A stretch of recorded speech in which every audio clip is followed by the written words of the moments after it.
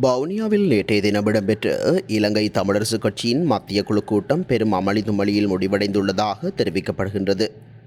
ஜனாதிபதி தேர்தல் தொடர்பில் கூட்டத்தின் போது கருத்துக்கள் முன்வைக்கப்பட்ட போது காரசாரமான விவாதங்கள் இடம்பெற்று இறுதியில் அமளி துமளியில் கூட்டம் நிறைவு பெற்றுள்ளது. ஜனாதிபதி தேர்தலில் 20%க்கும் குறைவான வாக்குகளையே ரணில் விக்ரமசிங்க பெறுவார் என்று யாழ் மாவட்டத்தை பிரதிநிதித்துவப்படுத்தும் நாடாளுமன்ற உறுப்பினரான சட்டத்தரணி ஒருவர் ஆக்ரோஷமான முறையில் தெரிவித்ததுடன் இதனை எழுதி தருவதாகவும் சபையில் வைத்து குறிப்பிட்டுள்ளார். அத்தோடு பொது வேட்பாளர் தொடர்பான வாத பிரதிவாதங்கள் முன்வைக்கப்பட்ட போது மட்டக்களப்பு மாவட்ட முன்னாள் நாடாளுமன்ற உறுப்பினர் ஸ்ரீநேசனை கடும் தொனியில் எச்சரித்ததுடன் அநாகரிகமான வார்த்தைகளால் மட்டக்களப்பு மாவட்ட நாடாளுமன்ற உறுப்பினர் ஒருவர் உட்பட பலர் வசைபாடியதாகவும் கூறப்படுகின்றது. அத்துடன் ஸ்ரீநேசனை ஒருமையில் விமர்சித்ததாகவும் யாழ் மாவட்ட நாடாளுமன்ற உறுப்பினரான சட்டத்தரணியின் நெருங்கிய சகாக்கள் உள்ளிட்ட சிலர் அவர் மீது ஏளனமான சொல்லாடல்களை பயன்படுத்தியதாகவும் தெரிவிக்கப்படுகின்றது. இந்த சம்பவம் கூட்டத்தில் கலந்து கொண்டிருந்த இணையவர்களிடத்தில் கடும் அதிருப்தியை ஏற்படுத்தியுள்ளது. மேலும் கூட்டத்தில் கலந்து கொண்டிருந்த மட்டக்களப்பு மாவட்ட முன்னாள் நாடாளுமன்ற உறுப்பினர் சீனி தம்பி யோகேஸ்வரனும் தன்னுடைய கருத்துக்களை முன்வைத்த போது அவருடைய கருத்துக்களையும் ஏற்க மாட்டோம் என்று கூட்டத்திலிருந்து சிலர் கூச்சலிட்டுள்ளனர். கூட்டம் நிறைவேறும் வரையிலும் யாழ் மாவட்ட நாடாளுமன்ற உறுப்பினரான சட்டத்தரணி கடுமையாக கூச்சலிட்டதாகவும் சபையை குழப்பியதாகவும் தெரிவிக்கப்படுகின்றது. அத்துடன் கடுங்கோபத்துடன் தன்னுடைய கருத்துக்களை அவர் அங்கு முன்வைத்துள்ளதாகவும் தெரிவிக்கப்படுகின்றது. மேலும் எந்தவித முடிவும் எட்டப்படாமல் கூட்டம் முடிவடைந்ததாக குறிப்பிடப்படுகின்றது. அத்தோடு பொது வேட்பாளராக அரியநேந்திரனை களமிறக்க எடுக்கப்பட்டுள்ள தீர்மானத்தை இடைநிறுத்துவது தொடர்பான கருத்து இருவரால் முன்வைக்கப்பட்டதாகவும் அந்த கருத்தை ஏற்க முடியாது என்று சிலரால் கருத்துக்கள் முன்வைக்கப்பட்டிருந்த நிலையில் இறுதியில் கூட்டம் அமளி துமளியில் முடிவடைந்துள்ளதாகவும் தெரிய வருகின்றது. கிழக்கு மாகாணத்தில் கடந்த சில மாதங்களாக மிகவும் வறட்சியான காலநிலை நிலவி வந்த நிலையில் தற்போது மாகாணத்தின் பல இடங்களில் திடீரென மழை பெய்துள்ளது. இதனையடுத்து காத்தான்குடி கடற்பிரதேசத்தில் நேற்று காலை மிகவும் அதிகளவிலான சூறை மீன்கள் பிடிபட்டதாக கடற்றொழிலாளர்கள் தெரிவிக்கின்றனர். காத்தான்குடி ஏத்துக்கால் கடற்பிரதேசத்தில் நேற்று காலை கடற்றொழிலாளர்கள் பெருமளவிலான சூறை மீன்களை தமது வலைகளில் பிடித்து கரைக்கு கொண்டு வந்து விற்பனை செய்துள்ளனர். கரை வலை போன்று வளைச்சல் விலை எனும் கடற்றொழில் முறையூடாக குறித்த சூறை மீன்கள் பிடிக்கப்பட்டதாக கடற்றொழிலாளர்கள் தெரிவித்துள்ளனர். பிடிக்கப்பட்ட பெருமெண்ணிக்கையிலான சூறை மீன்கள் நேற்று காலை காத்தான்குடி ஏத்துக்கால் கடற்பிரதேசத்தில் 1 கிலோ 300 ரூபாய்க்கு விற்பனை செய்யப்பட்டுள்ளது. சாதாரணமான நேரங்களில் குறித்த மீன் 1 கிலோ 700 ரூபாய் முதல் 800 ரூபாய் வரை விற்பனையாவது குறிப்பிடத்தக்கது. எதிர்வரும் ஆண்டுகளில் அந்நிய செலாவணி கையிருப்பு குறையும் போது வாகனங்கள் இறக்குமதி தொடங்கும் என ஜனாதிபதி ரணில் விக்ரமசிங்க தெரிவித்துள்ளார். காண்டி மாவட்ட வர்த்தக சங்க பிரதிநிதிகளுக்கும் ஜனாதிபதிகளுக்கும் இடையில் இடம்பெற்ற கலந்துரையாடலின் போதே அவர் மேற்கண்டவாறு தெரிவித்துள்ளார். சர்வதேச நாணய நிதியத்துடன் இணக்கப்பாடுகள் காணப்படுவதுடன் கருத்து வேறுபாடுகளும் காணப்படுவதாக அவர் சுட்டிக்காட்டியுள்ளார். அங்கு மேலும் கருத்து தெரிவித்த ரணில் விக்ரமசிங்க வரி உயர்வால் 2023ஆம் ஆண்டின் தொடக்க காலத்தில் கடினமாக இருந்தது. 2024ஆம் ஆண்டின் தொடக்கம் கடினமான காலமாக இருந்தது.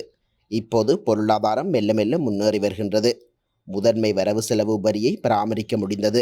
இந்த நடவடிக்கை தனியார் துறையை பாதித்திருக்கின்றது. IMF உடன் 6 மாதங்களுக்கு ஒரு முறையே கலந்துரையாடல் நடாத்தப்படும்.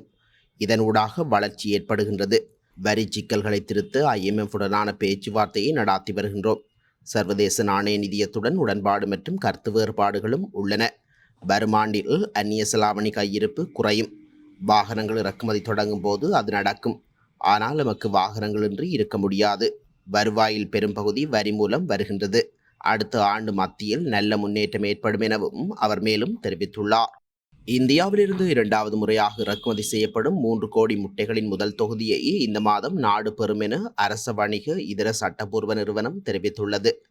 இந்த வருடம் முட்டை இறக்குமதி செய்வது தொடர்பான கொள்முதல் நடவடிக்கைகள் தற்போது இடம்பெற்று வருவதாக அரசு வர்த்தக கூட்டுத்தாபனத்தின் தலைவர் ஆசிரி வலிசுந்தர தெரிவித்தார்.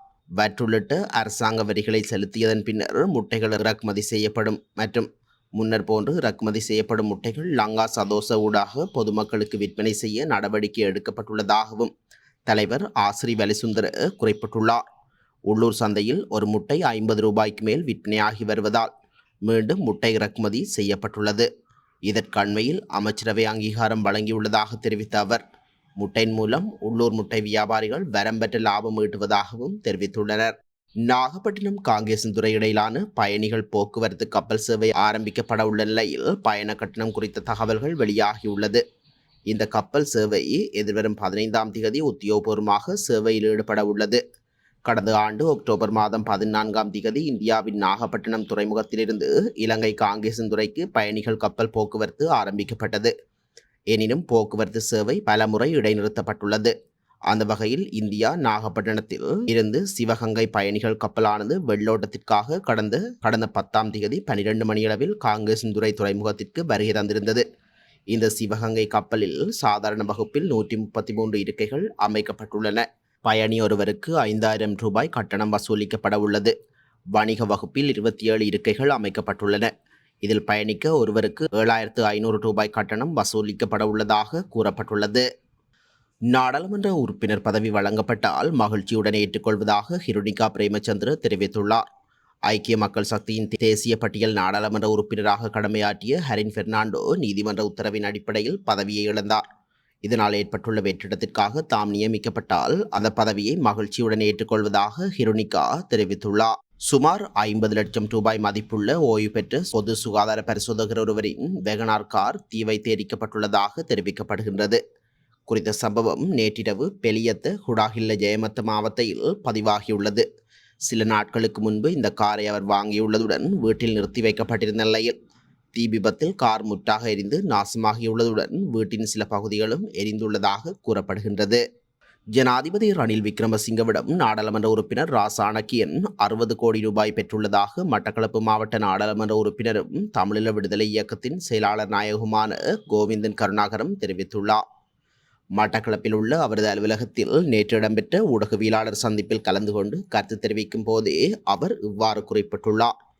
இலங்கையில் வரப்போகும் ஜனாதிபதி தேர்தலானது மக்களின் தலையெழுத்தை மாற்றியமைப்பதற்கான பாரிய எதிர்பார்ப்பை அனைவரிடமும் ஏற்படுத்தியுள்ளது.